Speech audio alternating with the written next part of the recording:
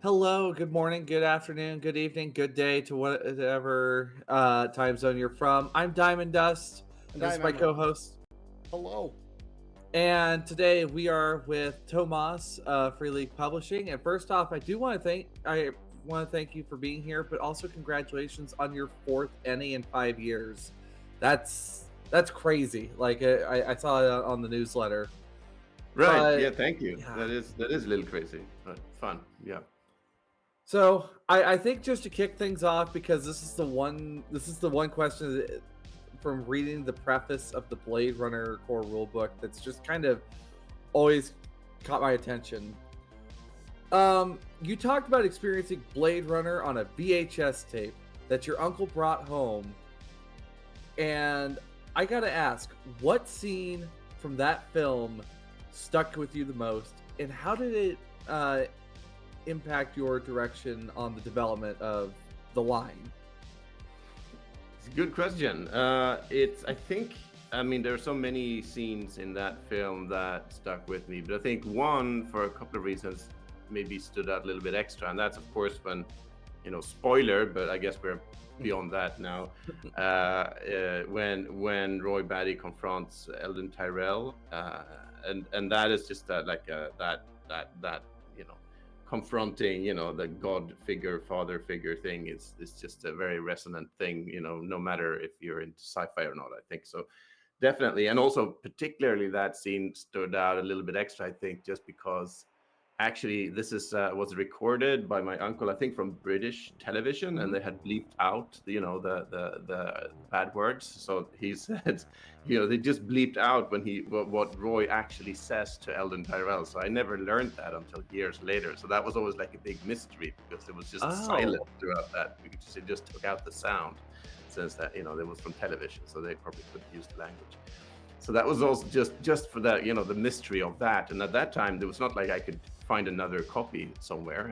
That was like a VHS tape. That was the only one I had. So there mhm. was no way until many years later I could actually, hear the audio of what was Roy actually said. So for that reason, also, I think that scene stood out. And how that influenced the game design, it's a good question. I think, I mean, generally, not just because of that scene, but partly, I guess, is just the existential part of, and the kind of moral and philosophical part of Blade Runner that we really wanted to bring into the game. Of course, it should also be, fun action and investigation and all that stuff, but it needed that existential level, and I think that scene also is all about that.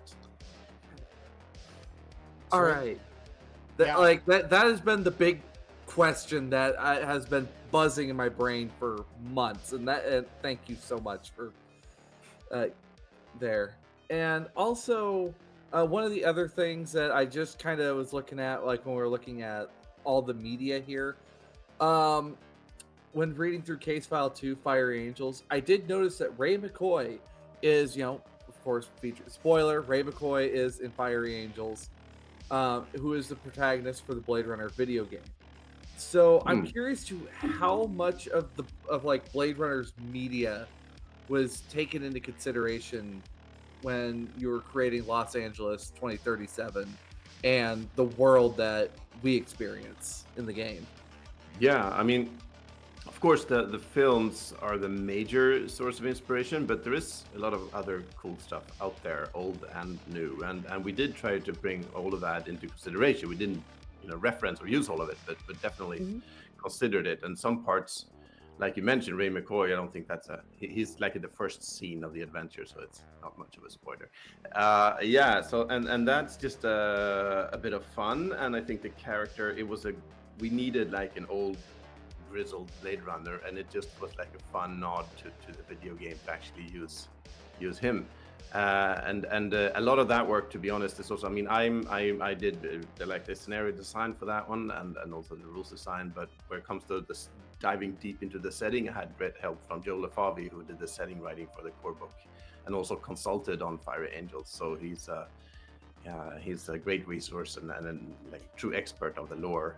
I am, the super fan as well, but he's got lore expertise beyond mine, so that helps, especially when it comes to that non, the extended universe, or so to speak. So, but I did a lot of research, and I actually didn't play the video game when it came out back in the 90s. I was not really into video games that much.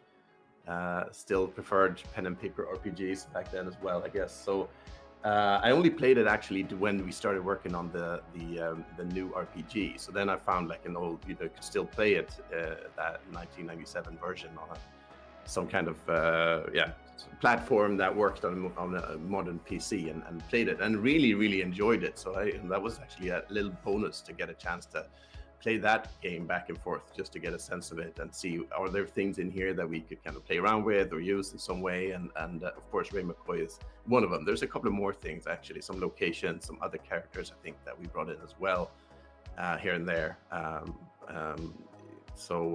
Yeah, I mean, that is it's fun to kind of dive deep into stuff like that. Yeah, no, I know, like, I can speak for myself personally here, and I feel like Diamond's kind of the same way. But I know, like, I'm a huge lore junkie. I tend to dive deep when I dive into something, and I want to, like, understand it in its totality. So I can definitely admire that. Because, yeah, it's funny. I also just recently became aware that the video game existed while I was like, oh, yeah, I wonder about, like, Labyrinth, because that's coming up sometime in the near future. And I happened across that. And I know Diamond even was like checking out. She's like, I need to know this character a little better, I think. Yeah. So we were curious. So this is zooming out a little bit from Blade Runner specifically. We were curious about your kind of origin story with like tabletop gaming. Like, how did you get into the industry, and how did you become part of Free League, I suppose, originally as well? Yeah, I mean, it all started, I started playing when a lot of other kids my age started playing role-playing games here in Sweden, which was around the mid-'80s. I think I got my first RPG, birthday present from my dad in '85. He had no idea what it was. I had no idea what it was. So I took help from my bigger brother, and we started just playing around with it. We had no one. We just kind of sailed blind, tried to figure out this thing, and it kind of, I never looked back. So that kind of took off from there, and I started writing stuff. I think that's true for a lot of role players, that playing and writing and creating kind of goes together. So I started doing that very early as well, writing my own games, and just as a teenager, and it just kind of ballooned from there. I had a break from role playing, I guess, for around when I was like in my mid-20s, maybe early 30s, because I had tried to have a serious life and have an actual serious job and things like that. So I didn't have enough time, I guess. But then as soon as I my situation changed a little bit, and I started up at a group again, and got back into it, started doing a bit of freelancing for another Swedish publisher around like 05, 06, 07, around there. And then that kind of grew into Free League, because we were just a few freelancers for that publisher who met online, forums back then, and started writing things together. And then that publisher, Tim Janringen, who actually did the Simba Room initially, which is now part of Free League, so we kind of it ended up joining forces in the end. But back then they went out of business, and we took over a project that I had been working on. And to do that, we had to start an actual company, even though it was very much a free time hobby thing back then. And that was 2011. So that's when Free League kind of officially started as a company. But then first couple of years we published 2 games only in Swedish. And then our third game, which was Mutant Year Zero, was the first one that we translated and published internationally, and that is 10 years ago now. It was 2014, and then it kind of just grew from there, I guess. That's that's incredible, because I know I've been following you guys a little more tightly for the last, I don't know, what, 2 or 3 years, something like that. Blade Runner was actually the first exposure I got to you, courtesy of Rob Barefoot, who now back then was a freelancer too, and now works for Artel Saurian. So he made me very aware, and I know he had spoken with you. He said last year at Gen Con, he's like, oh, you guys should try talking with Tomas. So I was like, oh yeah, we definitely want to talk. So I guess the next question I have then, that kind of leans into some of that, because obviously Free League has quite the catalog of different RPGs. So when you started designing Blade Runner and some of its game systems and how it would be different from some of these other ones, what sort of things did you do? What steps did you take to differentiate it from other entries, both in like more the cyberpunk genre of TTRPGs as well as investigation games similar to like I guess you could say like Call of Cthulhu and stuff like that, which are more like investigative. Yeah, I mean that was we had to make this game special and stand out. Of course, just being Blade Runner, of course, gave us a lot of that direction because we just felt we wanted to stay very true to the source material and make it feel like you're in a Blade Runner film. That was like the guiding principle, and that meant a couple of things. We wanted like a rule system that was very rules light, so you could focus on the characters. I think the characters are so important in Blade Runner, and also to give space for role playing and social interactions and investigation things.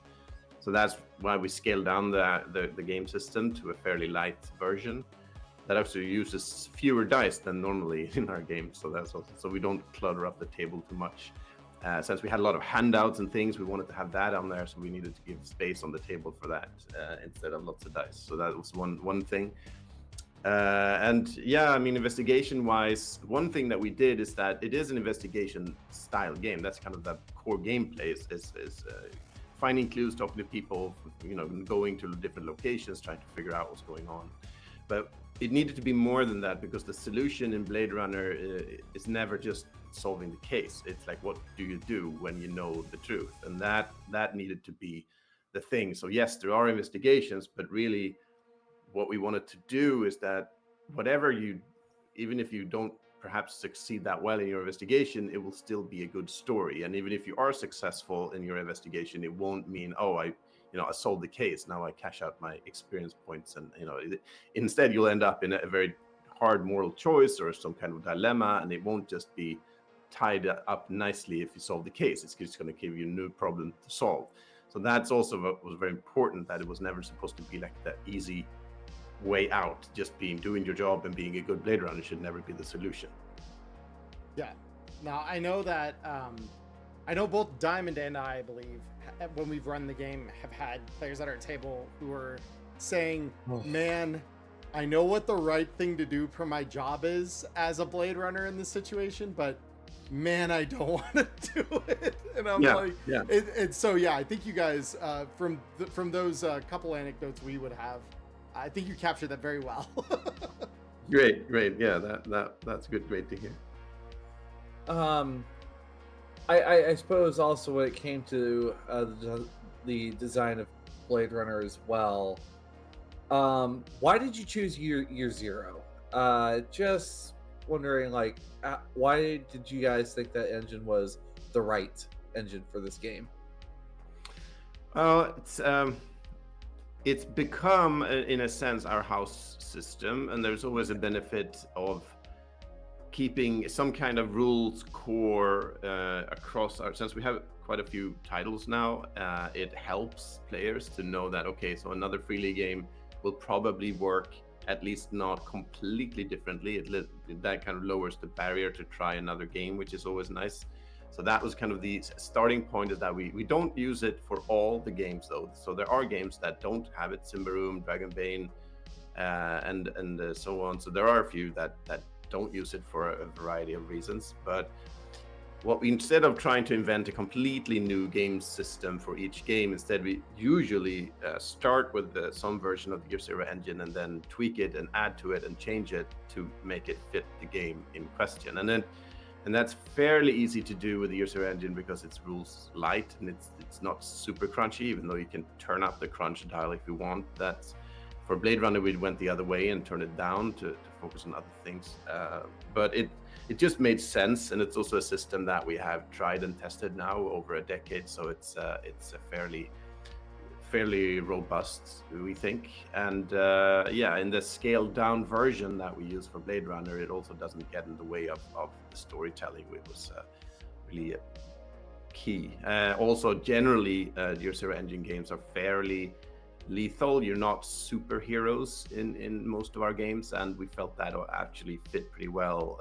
Blade Runners should not be like indestructible, super high level heroes. They're very, like Deckard is hardly indestructible. So I mean, we wanted to capture that, and I think that works pretty well with this rules engine. Yeah, no, I would agree. As kind of an addendum to that, were there, when you were starting to kind of design how Year Zero would implement into Blade Runner specifically, were there any kind of elements of other games that maybe you tried and didn't work, like things that you switched up specifically because you're like, oh, well, maybe that worked in, in something like The One Ring, but like it won't work here. What kinds of things maybe met the chopping block, if you will, of the Year Zero? Yeah, I'll have to think a little bit, but yeah, I mean, one thing I think I briefly mentioned is like the dice pool, the larger dice pools that Year Zero engine normally uses. We did that, just didn't feel right, and it became too cluttered on the table. So we wanted to. So that's why we scaled it down to a 2 dice system instead. Instead of having a larger dice pool. So that was one thing that we changed very early from other games, I guess. And looking at other titles, I mean, of course, you like I guess Blade Runner can be called cyberpunk. I don't know if it really fits, but it's in that kind of area.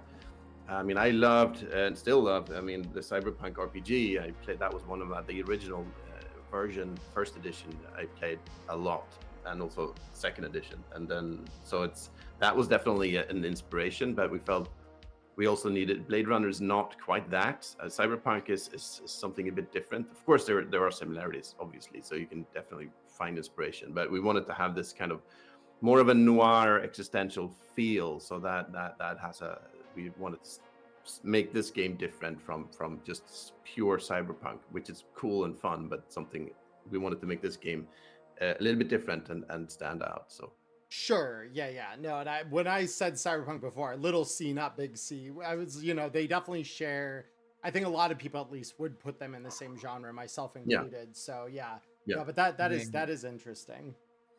I mean, the original Blade Runner film was a piece of inspiration that was used to create, well, Cyberpunk First Edition. Yeah. So. Yeah. It's funny how time just kind of tumbles them together after. It's dystopia. Yeah. It is. Yeah, definitely. I suppose one of the like side questions I did have in regards to like being in the game itself, when I was looking over the archetypes, what inspired the archetypes? Was this based on real world observations, or was this through a bunch of different ideas being tossed out?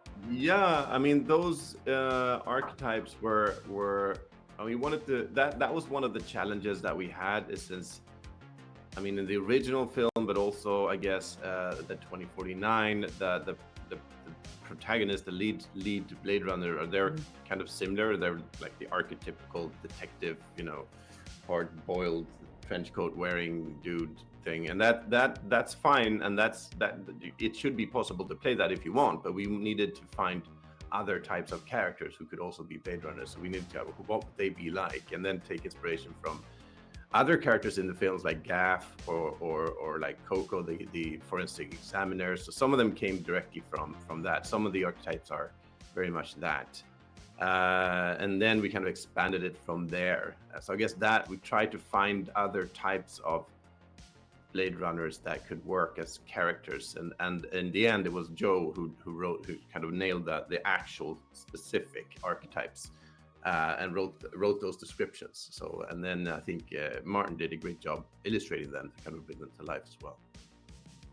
Oh yeah, the artwork is just stunning in all the books and media that I've looked at. It just looks fantastic. Oh, also just more on the mechanical side, and partially a question from part of my audience as well. How did you determine how the void comp machine and the baseline tests were going to be used mechanically? And any suggestions on like how to roleplay such scenes, like where like how that kind of runs? Yeah, that's something we thought quite a bit about and played around with. I think in the core game, the baseline tests from 2049 are kind of incorporated into the rules. In that, if you play a replicant Blade Runner, you can be subjected to taking such a test. That's part of the rules. If you sort of do something that's, you know, don't follow orders or something, you will end up needing to take one of those tests. So we try to bring that in as a kind of a punishment almost. So bring that into the game. It's kind of mechanically there. It can be kind of hard to role play the baseline test because it's just like that, just repeating those words and doing that. You can do it, but it might not be. Kind of requires, it takes something for the player to do that. But so that's why we, at least at its most basic level, it's just a rules mechanic basically. I think the void conf test is different. We don't. That's a minor spoiler, I guess, but it is a fairly prominent in the first scene. So it's, you know, of Fiery Angels. So that's actually the first time we brought it in. It is mentioned in the core book, but it's since in the year we have chosen, the 2037 and so on, the replicants that are around are no longer. I mean, there you can actually see they have markings. So basically, you don't need normally a void conf test to tell if someone's a replicant or not. So that's why those tests are not used prominently as they were in the 2019 situation, like in the first film. But still, there's such an iconic thing and such a cool thing to include. So that's why we wanted to have that in Fiery Angels. And, you know, I don't want to spoil too much, but there is a reason for bringing out like the old machine to do the void conf test in that scenario. And that was very much so. There are some guidelines for how to use it. Basically, there are suggested questions to ask, and yeah, I really into spoiler territory, but there is actually the option to both be the one performing the void conf test on someone, but also to be subjected to it. There are actually both things can happen, and there are guidelines in that scenario for how to do that. Of course, if you want to kind of improvise beyond what's given, that's definitely possible to ask your own questions and kind of build on it. But there are a set of basically what like Holden says in the film, that there's questions written down for him. So basically we have done that for the player to do, and then there is a mechanic to it to determine if the one you're talking to is probably or definitely a replicant. So that's kind of how that plays out in that adventure. Yeah, Okay. I know one of my players I know took a shot at ad-libbing it before we had Fiery Angels even, and Yeah. she did a great job. But yeah, it was definitely, it'll be nice to have something written down for that, because yeah, we were like, oh yeah, it is so iconic, and it's like you feel like something's missing, I think, if you couldn't even try to render it. So Yeah. I think, like you said, there are rules for it in the core rulebook, but yeah, having actual questions is very nice. So as we look then toward Replicant Rebellion and kind of what that's going to bring in, I believe you had mentioned that there were going to be some expansions then upon things like archetypes that only replicants could be and things like that. And so I was curious to hear, when we look at that compared to the core rulebook, kind of where are we looking at like things expanding or rules maybe getting either clarified or just introduced, I suppose, if you want to allude to any of that. Sure. I mean, that for Replicant Rebellion, actually, we wanted to create another way into the universe, and we discussed that already when doing the core game, whether we should limit the game to playing Blade Runners or whether it should be like a more open where you could play anybody.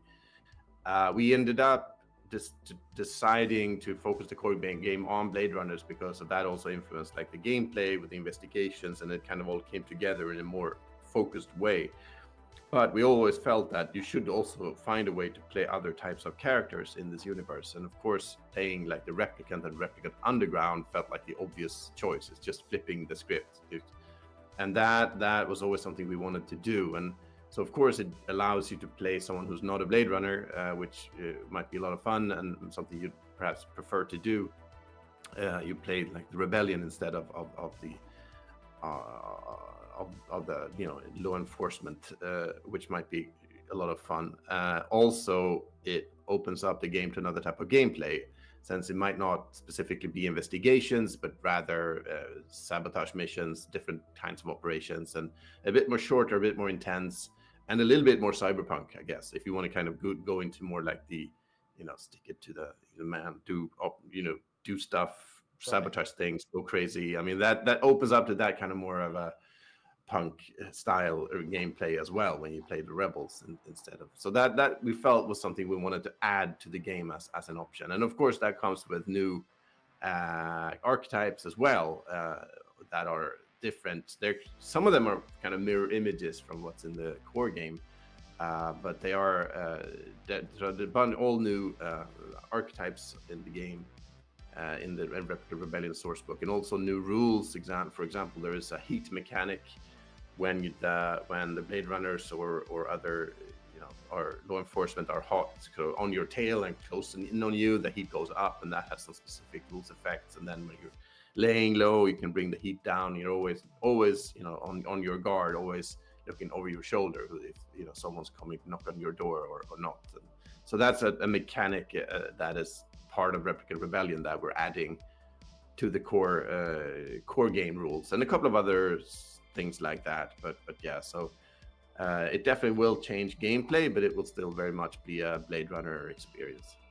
Yeah, no, I mean that, because I know one of our favorite things about it that we found is just a useful story writing tool in general for investigation style anything, is the sort of the way that you handle the investigation map, and kind of how as time moves on, things are gonna happen.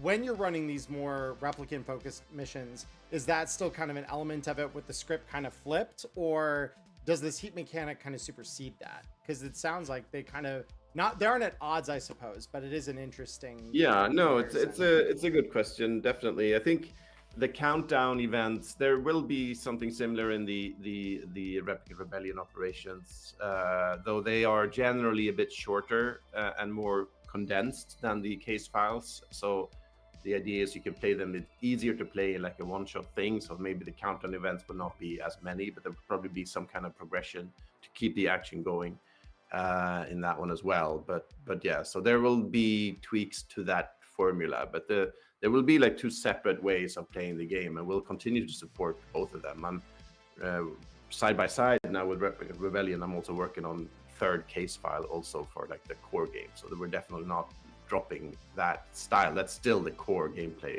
The Replicant Rebellion just adds one more option, one more way to play the game. Certainly. And since you brought up the other case files, I actually had a question around that. So being that Fiery Angels is the second in what you've already said with the first was going to be a 4-part series, where it's like play these 3, then the final one to cap it, as long as you play the 4th one last, they can be played in any other order. With that kind of evolving over time and it not being like a single work where you've written them all in like one adventure document or book or something like that, has that the way you've kind of decided to write that campaign style or like each adventure, has that kind of evolved over time? And if so, how kind of has that changed since you started writing the first one? Yeah, I mean, it's basically the way that worked was we haven't even quite decided how many parts there will be. There is a campaign. The idea was always to have an overarching story that ties it all together, but to have each case file very much still be standalone. So you don't need to play all of them. If you play more than one, you should probably play them in order. But other than that, they're very much their own things. But there is also something that carries over from case file to case file. So I think we have that overall backstory is still there, and that hasn't really changed from when we started doing the first one, and it's still there now. But still, that leaves a lot of room for what we do in the individual case files. So likely there will be 4 before we tie that arc together, and we have a pretty clear idea of what's going into part 3 and 4.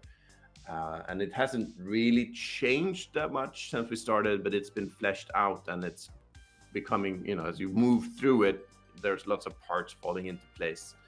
But it is an interesting challenge, because it does mean that we wrote things in the first one that we have to take into consideration now, and you just have to avoid painting yourself into a corner, but still being able to use the cool bits from previous parts and bring them into the next one, and just bringing that together. But it is a lot of fun, and it hasn't really changed, I think, from when we started out. It's just become more clear as we progress. Certainly.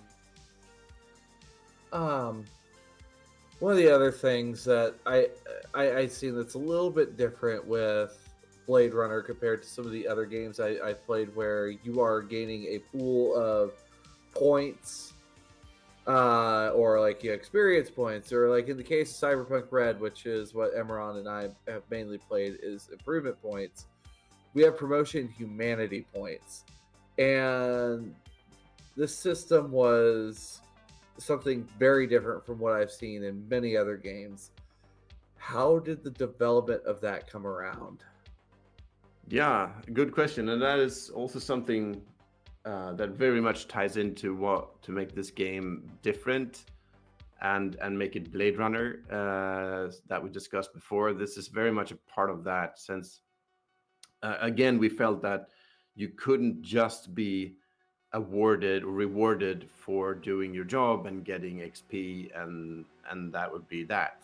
It just wouldn't feel Blade Runner if that was the whole picture, because it shouldn't be. So instead, we decided to split improvement points or experience points into two different and conflicting points, if you will, because so you get promotion points for doing your job, and then you get humanity points for, well, not doing your job or doing the human thing or whatever that may be. And often those things are actually in conflict. So if you do A, you will get a promotion point, but if you do B, you'll get a humanity point instead. And the idea is actually that these 2 points are not interchangeable, because then there would be no point to it. So actually they do different things.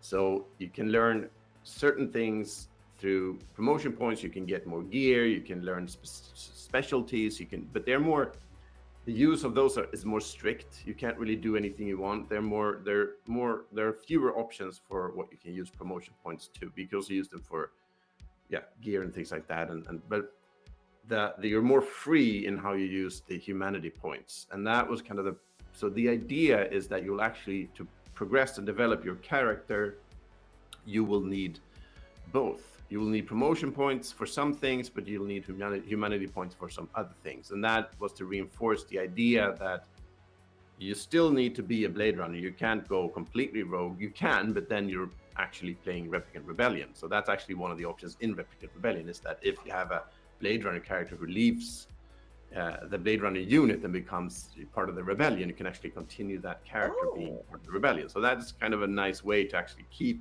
Blade Runners who completely leave their job, basically. But apart from that, normally you would want your character, your Blade Runner, to continue being a Blade Runner. So to do that, you have to still earn some of those promotion points, but you also need the humanity points to progress the character. So that was to reinforce that balance. You have to still kind of try to do your job, but at the same time do the human and the right thing, and balance those things when they come into conflict. It felt like a big part of Blade Runner, and we wanted to create a mechanic that kind of reinforced that idea. Now, one other thing that I had seen you folks do here with Blade Runner that I don't often see.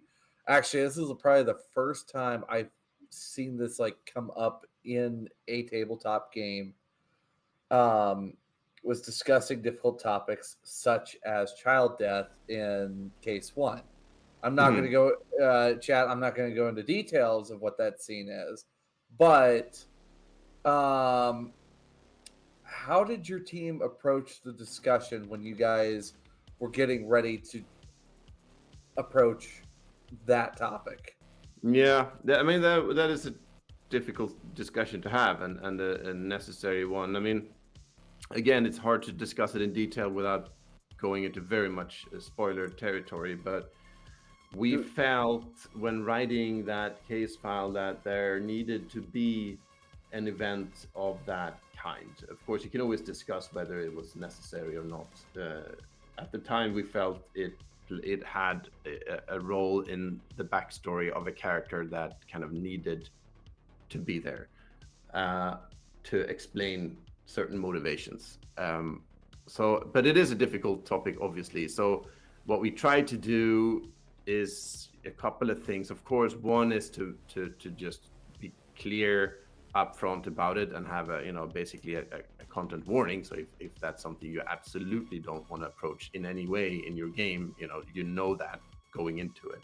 So you can just either rewrite, remove that part. It is possible to do that, or not play it. I mean, that's obviously possible. And the other one, even if you do play it, we also the way we approach that event is that it is very not.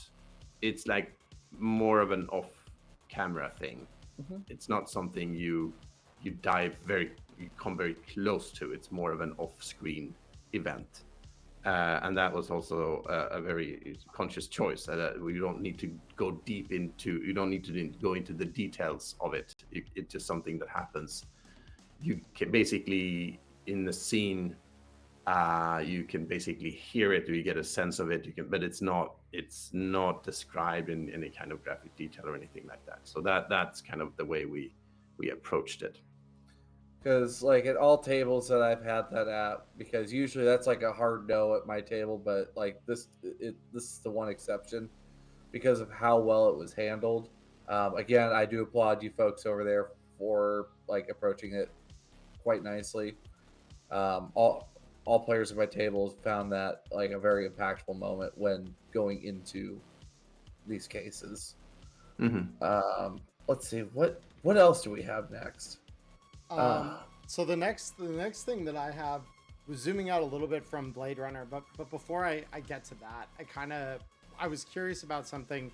So as you have kind of developed, and this may not just apply to Blade Runner, but what has the experience been for you designing a game that has obviously it's not something like Dragonbane or Simbarum, which is more, like it is of your own creation, but rather this is like an IP that this is getting kind of added into. Obviously, you've done a ton of design that is very original, but how is it working with these games like Blade Runner, like Alien, like The Walking Dead, where obviously there is such like an IP and so much lore? How has that process kind of worked for you in terms of like making sure it still honors, I guess, the original IP while making a creative and original game on top of that? Yeah, I mean, for me, I think the way I enjoy designing games, I actually enjoy that more than creating a completely new thing, because that completely blank slate is kind of terrifying. I actually prefer. I mean, and as long as it's a license or a world or property that I or us in the team have a true passion for, like Blade Runner, Alien. Uh, that for me that is actually a bonus. For me, it's more rewarding, more fun to write a case file for Blade Runner than to write like my own cyberpunk-ish game, or it's more interesting to write Alien, uh, you know, space horror scenario than my own space horror scenario. I mean, it's just the way I kind of approach things. I just think that's more fun. There are others like Matthias, who does Simbarum, who really loves the whole world building thing. I can see why that's fun, but it's just not my. It's not what I'm great at. It's not what I enjoy the most. So for me, I think working with these licenses, as long as it's the right license, it couldn't be any license. It has to be something that I'm feel strongly about. Then that's actually for me a bonus, not an obstacle. Yeah. No, I mean, and I know, I mean, Diamond and I write a ton of our own scenarios, but obviously we write them for games that we understand well. So it's like I could understand and empathize quite a bit actually with the blank slate being utterly terrifying. So the next question I had actually, because I thought, well, if we've got you on here, we've got a little extra time to dive into it. A game I know, like, I got into about a year ago at Gen Con, thanks to one of the demos I played in your guys' game room, actually, was Dragonbane. And then I brought it home and I preached to all my friends, like, hey guys, I found a new fantasy RPG and it's probably the best one I've played. So I'd like you to all to play it.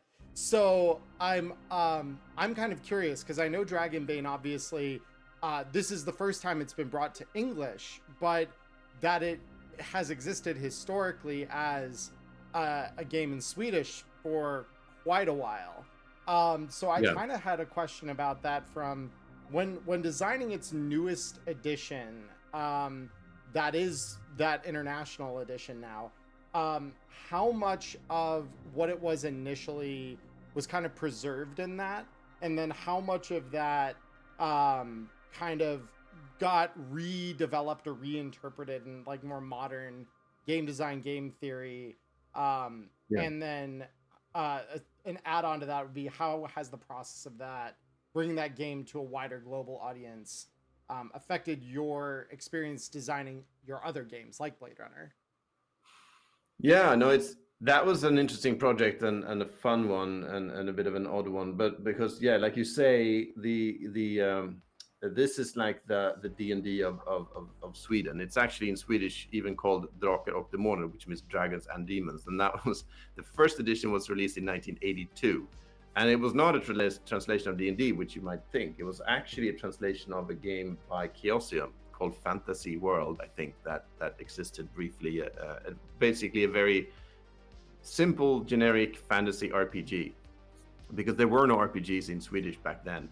And the guy who created it or started that company, I think he was an intern at Chaosium or something, so that's why he brought over their game. And then so the first edition was actually a translation.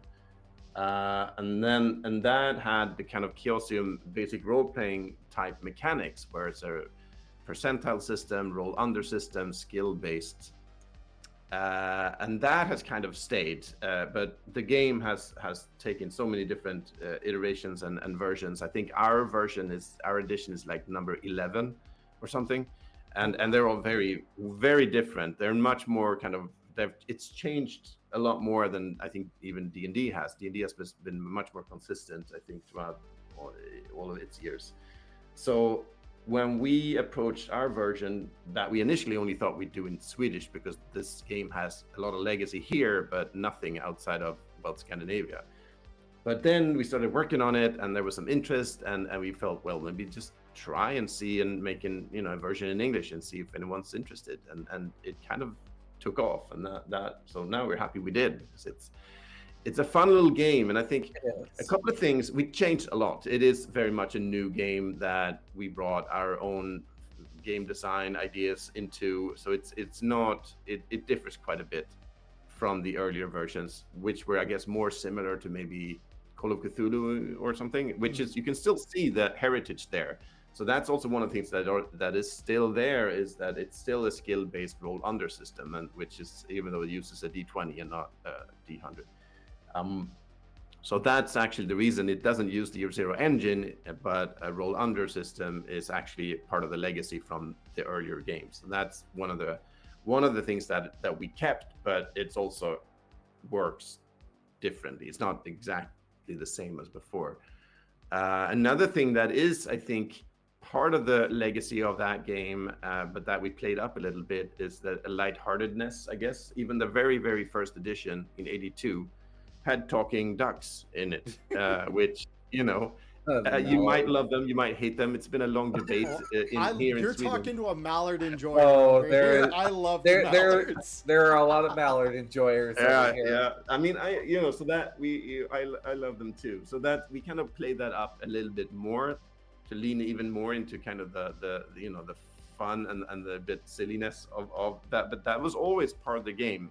It was there from the very beginning, but some editions have been more grimdark and more serious, but then there's always been those ducks around that kind of always kind of took the edge off the very, the very grim dark feel, because you can only get that serious if you have a talking duck in your game, basically. It's like the point.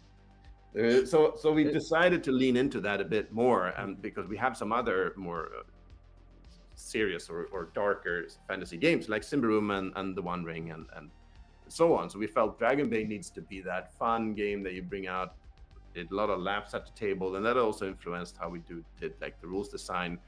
It should have some depth, but it should also be quick and easy to get into. So we wanted a fast, fun game, good for one-shots, also campaigns, but it needed to be that immediate, easy, fun game to bring out for a game night. And that kind of influenced, well, everything. So there's definitely a legacy there, and there are definitely things in this game that are from that legacy, but we also brought on a lot of our own thoughts and game design and ideas and things we have been developing in other games for the last decade. And then have you taken any, I guess it's a relatively new game overall, but in your vast library that is only growing longer by the day, but have any of the experiences working on that or ideas you kind of tested the water with, I suppose, in designing that kind of rippled out and affected the design on some of these other games that you do publish and create?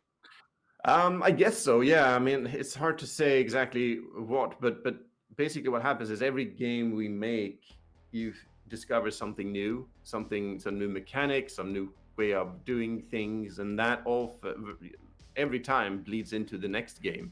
So there's definitely things now. I mean, right now I'm working on the second edition of the Alien RPG.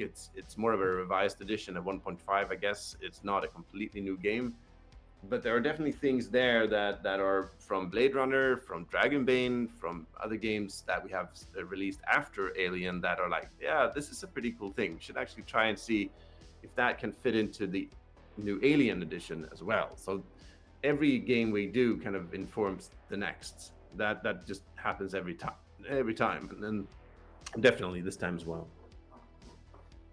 Beautiful. Well, Tomas, once again, thank you so much for taking some time to interview with us over here at Wireheads. And with Replicant Rebellion and several other large-scale projects, such as the new edition of Alien in development, is there anything interesting you would want to share with the folks at home? Any other announcements for Free League that you want to send out here?